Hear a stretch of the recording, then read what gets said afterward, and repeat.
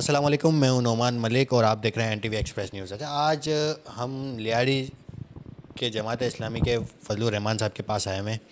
तो आए हैं, सबसे पहले इनसे जानते हैं कि ये किस बुनियाद पे खड़े हैं। अस्सलाम वालेकुम सर। वालेकुम बिस्मिल्लाहिर्रहमानिर्रहीम। मैं फ़ज़ल रहमान न्याज़ी, जमात इस्लामी ने मुझे जो है नामज़द किया है NA 239 लियारी से कौमी असम्बली के लिए। मुझे इसलिए मुंतखब किया जमात इस्लामी ने कि मैं ये लियारी का ही पैदाइश है। मेरे वालिद की पैदाइश भी जो है लियारी की थी और मैं 2 मरतबा पहले जो है नाज़िम UC नाज़िम और UC चेयरमैन रह चुका हूँ।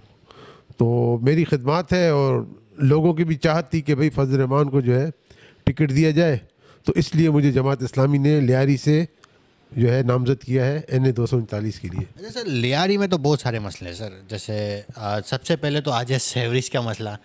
तो इस पे आप कैसे काम करेंगे, मुझे बताएं। जब इतनी बड़ी बड़ी पार्टियां काम नहीं कर सकी तो आप एक छोटी सी सीट में मतलब क्या करें? जैसा कि मैंने आपको बताया ना कि मैं पहले 2 मरतबा UC नाज़िम और चेयरमैन रह चुका हूँ, तो इसका मुझे अच्छा खासा तजुर्बा है कि सेवरेज के क्या मसाइल है। सेवरेज जो है वो एक तो पहले प्लानिंग सही नहीं है, दूसरी ये है कि वो जो इजेक्टर होते हैं वो सही काम नहीं करते हैं। उन पर जो है जो ड्यूटी होती है वो रात में बंद हो जाते हैं, कभी दिन में बंद होते हैं, तो वो जो पानी सक करते हैं वो उठा नहीं सकते, सप्लाई आगे डिलीवर नहीं करते नालों की तरफ, तो उस वजह से ज़्यादा प्रॉब्लम आते हैं। दूसरी बात यह है कि कुंडी मैन का इशू होता है। अब इतनी बड़ी UC होती है, उसमें 2 या 3 कुंडी मैन होते हैं और गलियाँ 6 बंद पड़ी हुई हैं, तो इस वजह से इशू ज़्यादा हो जाते हैं। तो हमारी कोशिश ये होगी कि इजेक्टर जो है प्रॉपर चले और जो कुंडी मैन है उसकी तादाद बढ़ाई जाए, ताकि जो है लोगों की मुश्किलात होती है। एक गटर जो एक दिन में खुल सकता है वो 4-4 दिन 5-5 दिन गटर का पानी बह रहा होता है और कोई परेशान हाल नहीं होता। तो इजेक्टर सही चले और कुंडी मैन ज़्यादा होंगे तो ये मसला इंशाल्लाह हल हो जाएगा। अच्छा सर, इसके बाद आ जाते हैं सर गैस का मसला। सर लियारी में गैस है ही नहीं, लोग बेरोज़गार भी हैं सर, बेरोज़गार भी हैं। और इसके बाद बावजूद भी सर 300-300 रुपये का एक सिलेंडर पे गैस भरवाना पड़ता। और कुछ गरीब सर, मैं अभी भी कह रहा हूँ कि कुछ गरीब, मतलब सारे तो गरीब नहीं होंगे, कुछ गरीब को गैस सिलेंडर का भी वो नहीं ले नहीं सकते, मतलब कुछ ऐसे भी हैं। तो वो कैसे अपने गुजारा करते होंगे सर, उसके हवाले से कुछ कहेंगे? गैस का मसला ये तकरीबन कोई 2-3 साल हुए ये गैस का मसला जो है पेश आ रहा है, वरना पहले हमारी पैदाइश यहीं की है, कभी कोई गैस का इशू कभी आता ही नहीं था। इसकी बड़ी वजह तो ये है कि एक तो पीपल्स पार्टी ने उस गैस कंपनी जो है सुई गैस कंपनी में जो बेतहाशा जो है भर्तियाँ की, जिसकी वजह से उस कंपनी के अखराजात बढ़े। दूसरी वजह ये है कि यहाँ जो लाइनें हैं इसकी 1974-75 में डली हुई है, जिसको 50 साल हो गए, वो बोसीदा लाइनें हो गई हैं। उसकी वजह से गटर का पानी जो है इसमें, क्योंकि प्रेशर छोड़ते नहीं है तो खाली रहती है लेन, तो उसमें गटर का पानी चला जाता है। तो हमारी कोशिश ये होगी कि एक प्रेशर इसका बढ़ाएं, गैस कंपनी वाले पे प्रेशर डाल के इसका प्रेशर बढ़ाएं, और दूसरी इसकी जो बोसीदा लाइनें हैं उसको तब्दील करवाएं। हमने सुना है कि इसका को बजट रखा गया है और शायद टेंडर भी हो चुका है। हम कोशिश करेंगे हम आकर इसको जो है इसके पूरे लियारी में जो है गैस की लाइनों को तब्दील कराएं और इसका जो प्रेशर है उसको बढ़वाएं, ताकि गैस का मसला जो 2-3 साल से पेश आ रहा है लोगों को वो हल हो सके। और दूसरी गैस के मुतालिक ये बात कि अब लोग शिकायत कर रहे हैं कि एक तो गैस होता नहीं है, और दूसरा 200% जो है गैस की कीमत जो है बढ़ा दिए गए रेट उसके, तो उस वजह से लोग जो 200 का बिल आता था वो अब 600 का 800 रुपये का बिल आ रहा है, और जो 1000 वाला था वो 3000-4000 रुपये चला गया है। इस वजह से भी लोग काफ़ी परेशान है। एक तो गैस नहीं दे रहे, दूसरा जो है बिल बढ़ा दिए गए हैं। फिर आपने कहा कि ये जो सिलेंडर है, एक सिलेंडर तो एक ये बड़ी ख़तरनाक चीज़ है। हम आए रोज़ सुनते हैं कि हादसा भी होते हैं, तो और उसको बार बार भरना पड़ता है। जिस घर में अफराद कम हो तो उनको ज़्यादा मुश्किलात होती है कि बार बार जाकर उसको भर कर लाना और जो है फिट करना, उसको चलाना। ख़वातीन वैसे भी जो है इतनी जो है वो नहीं होती, उनको अवेयरनेस नहीं है इनको चलाने की, तो ये हादसात हो जाती है और मुश्किलात होती है। हुए भी है सर, ऐसे हादसा हो रहे हैं बिल्कुल। हमारे अपने जो है मूसा लेन में 2-3 हादसे इस तरह के हो चुके हैं कि लोग जो है उसमें जो है इंतकाल कर चुके हैं। तो हमारी कोशिश होगी कि गैस जो है प्रॉपर हो जाए ताकि गैस सिलेंडर से जान छूट जाए।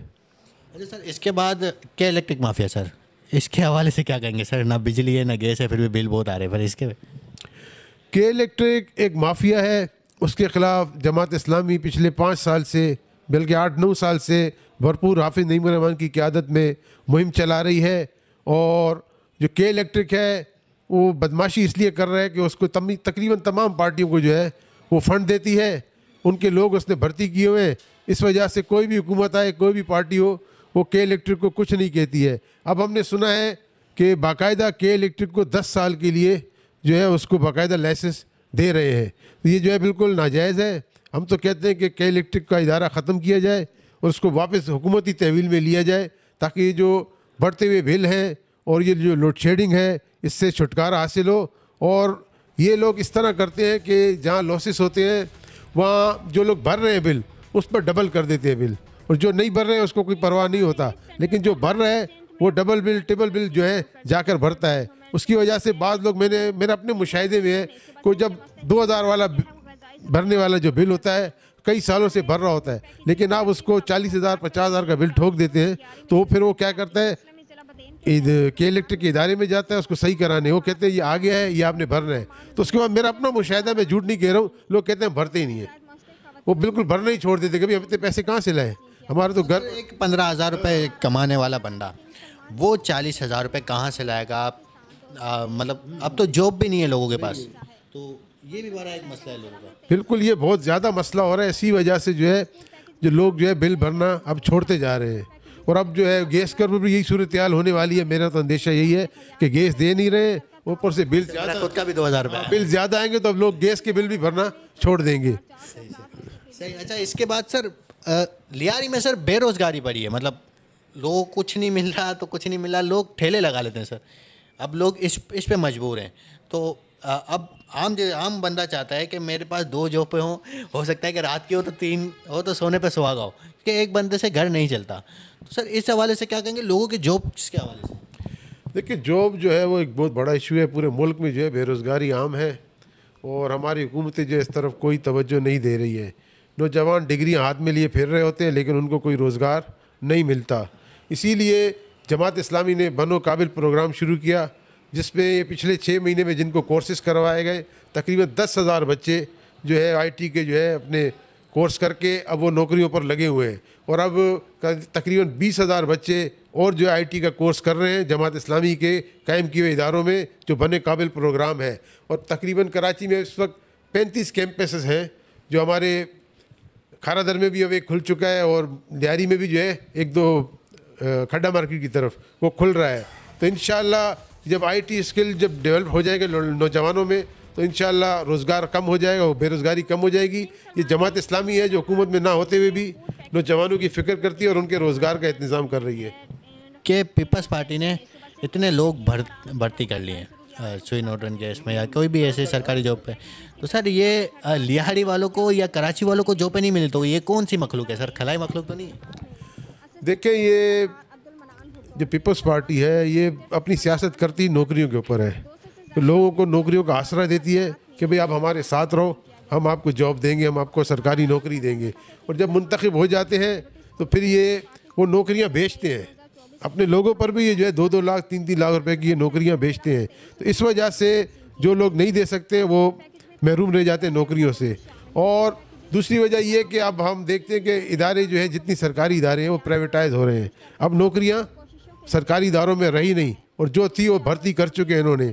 तो इस वजह से अब इनके पास नौकरियां नहीं है, तो इनकी सियासत का भी जो है जवाल शुरू हो गया है। आपने देखा होगा 2018 में लियारी से पीपल्स पार्टी को लियारी के अवाम ने रिजेक्ट कर दिया, दोनों सूबाई असम्बली पर भी और कौमी असम्बली पर भी। ये वजह है कि अब हम देखते हैं कि वो डेवलपमेंट का काम कर रहे हैं, तरक्याती काम लियारी में कर रहे हैं। वजह ये है कि लोगों ने इनको रिजेक्ट किया।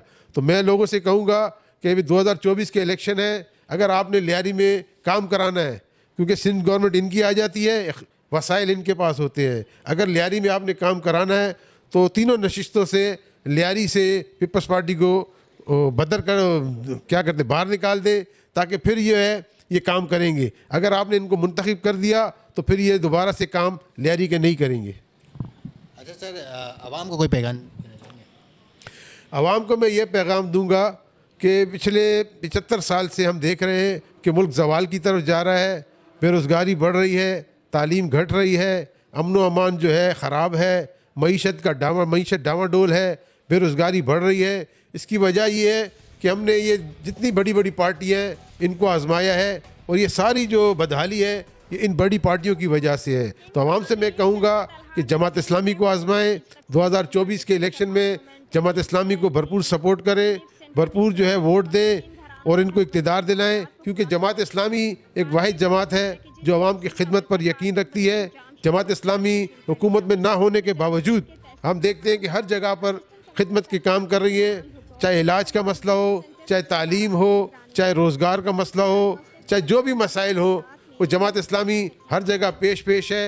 अब तो जमात इस्लामी का इदारा खिदमत इतना वसी पैमाने पर लोगों की खिदमत कर रहा है कि वो बैरून मुल्क भी जाकर, वो चाहे तुर्की में ज़लज़ला है, चाहे बर्मा में आफत हो, चाहे कहीं भी कोई मसला हो, तो जमात इस्लामी अब वहाँ भी पहुँच जाती है, वहाँ भी लोगों की खिदमत करती है।